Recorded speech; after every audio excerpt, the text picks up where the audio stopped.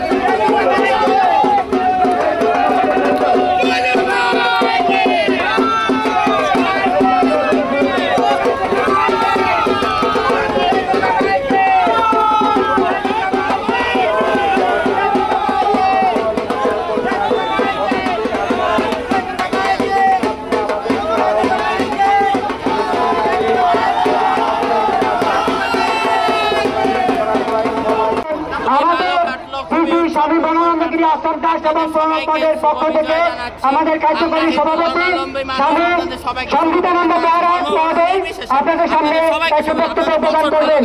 মা আপনাদের আশীর্বাদ করুক, সব আপনাদের প্রার্থনা ছিল যে বাংলাদেশ চিরজীবী হোক, বাংলাদেশ সুন্দর সমৃদ্ধ একটি বাংলাদেশ হোক, সেখানে সকল ধর্ম বর্ণ নির্বিশেষে একসাথে থাকতে পারে। আমরা তারই আশ্বাস মার কাছে করেছি, মার কাছে আলোপন করেছি। মার কাছে এটাই প্রার্থনা, বাংলাদেশ চিরজীবী হোক, বাংলাদেশের প্রত্যেকটা ধর্ম, প্রত্যেকটা বর্ণের মানুষ যাতে অসাম্প্রদায়িক বাংলাদেশ হোক। নির্মল আকাশের নিচে আমরা এবারে মাতৃ বিসর্জন দিতে পারছি। সকল দেশবাসীকে আমরা এমন একটি বাংলাদেশ চাই যে দেশে হিন্দু ধর্মাবলম্বী মানুষদের কোনো নিরাপত্তা থাকবে না।